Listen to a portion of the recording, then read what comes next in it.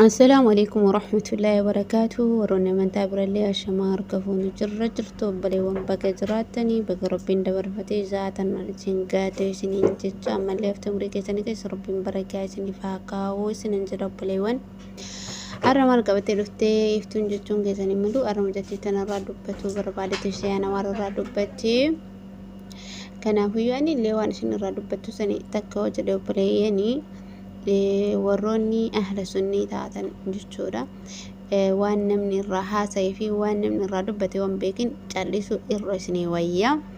Ustaazolee ta'inaa wanni isin qoshaashistanii tokko illee hin jiru. Isin rabbiinuu iyyuu warri ahla sunnii jechuudha.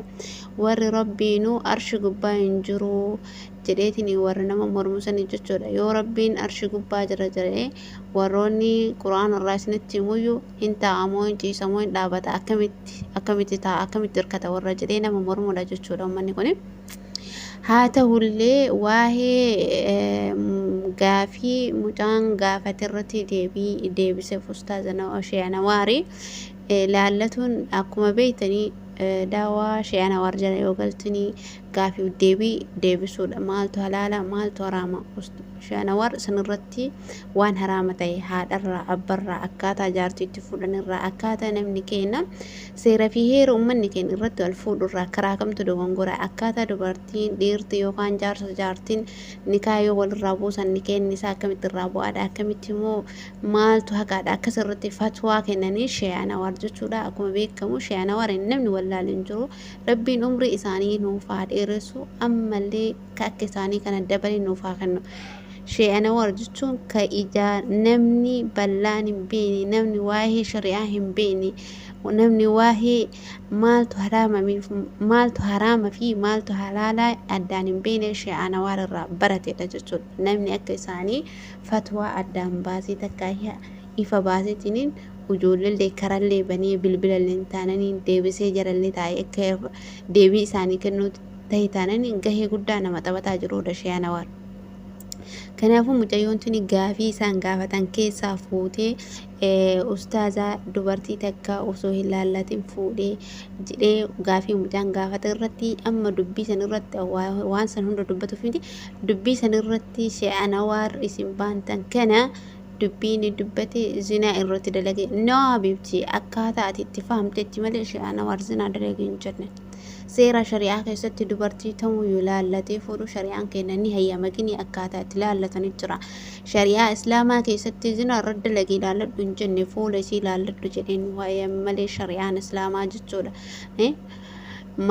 Akhlaaqa isii laalladhu jedhe malee zarii isii laalladhu jedhe malee akka afaan keessan qoshaashan irratti ustaazanawaar irratti haasa'uuf irraa takkaahii irraa dubbatuuf jettan kana miti. Shee'anawaaris fatwaa kana dalage himee hin beeku kennee hin beeku zinaa irratti dalage jedhee afaan isaati irratti himee hin beeku zinaan haraama jedhee wanta irraa dalaganuyyuu akkaataa silaa itti rabbiin araarama gaafatanuyyuu rabbiin kara rabbii toobaa namni deebi'uyyuu warra dogongoraan waan akkasii keessa seenee takkaahii dalageeyyuu warra barsiisu malee Shee'anawaar warra kana dalagaa jedhee itti himu miti. Afaan keessan qoshaashaa kanaan Shee'anawaarin dubbatuun takkaahii maqaa isaanii balleessuun isin hin barbaachisu. Waa'ee Shee'anawaarillee isin dubbatu isin hin gahu jechuudha. warra odoo rabbiin arshis tawaa odoo jedhee rabbiin ofii quraan ofii keessatti dubbatu yoo rabbiin arshii gubbaa hin jiru jettanii warra waakkatoodha. Warra yoo namni mormeetiin isiniin jedhe rabbi arshii gubbaa jedhe eega jettan hin taa'amoo hin dhaabatamoo hin hirkata jedhee warra nama mormuudha. Isiniif galee rabbiin akkaataa itti jiru isa bicha beeka. Rabbi arshii gubbaa ol jiru bicha beeka malee namni tokko yoo beekuu hin danda'u. Fatwaa kana kennuufi mitiyaan fatwaa warra kennutuyyuu takkaayii warra haasawtu beeka. Achi boodarraan obboleeyyan ciita islaamaa isinillee warroota gaafii Shee'anawaar gaafate sagalee keessan irratti waraabdanii akka feetanitti fassartanii waan feetan jettan odoo irraa of qusattanii warroonni islaama ta'e yoo isinillee warra ahla sunnii taatanii Shee'anawaarin maqaa balleessuu barbaadan malee jechuudha. Warroonni beekamtii sagalee namaa murtanii sagalee keessan bakka buuftanii an akkana jedhanii akkana haasan sagalee inni haasan san ka dhageeffatan yoo dhageeffatan sagalee irratti dubbatame kana bira ka irratti waraabame immoo ka ibsaa maalii mucaa jedhu san mucaa mataa firiijii gabaabaa ijoollee waan irratti gasta irratti ulyaasee olii gadi gaafii oofu san qabdanii jechuudha. Warroonni akkasii irraa fadabadha. Warroonni akkasii ustaazolee teena takkaa ishee qotateen maqaa isaanii nyaatuuf sagalee keessa waan irratti waraabdan wallaahi rabbiin isin gaafata waan isaanin jedhin irratti fuutanii sagalee keessan takkaahii waan akkasiisan irratti dabarsitanii shi'ana waan akkana jedhatanii maqaa isaa nyaatan ardallee boruulla jaraan ofirtan addunyaa gubbattis akirattis nuuf foltanii jechuudha irraa gaafatamtan.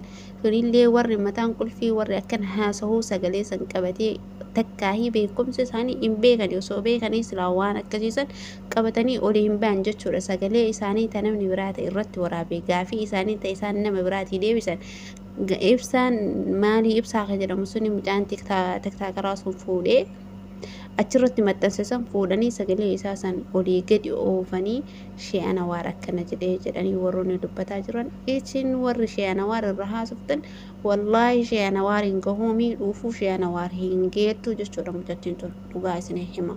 Adabadhaa odoo irraa adabattanii ustaazolee teenya irraa gadi nu bu'a.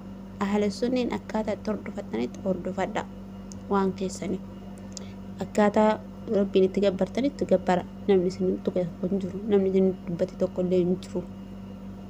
Kanaafuu ustaazolee teenya irraa godhuu barbaada. Warroonni nasi'aan isiniidhaan warroonni sagalee namaa murtanii akka barbaadan godhuu beektan sagalee ustaazotaatirraa of kottuba ustaazolee teenya irraa gadi bu'a. Beekumsaan gootanuyyuu wallaalumsaan gootanuyyuu waan akkanaa kanarraa oduu adabattanii an dhugaa isinitti hima. Innaa wanta akkanaa kana haasa'uun waanii islaaminaanuu maali rabbiinuu maali jedhee hin beekne maqaa ustaazolee teennaa nyaatan maali kuni? Hayi.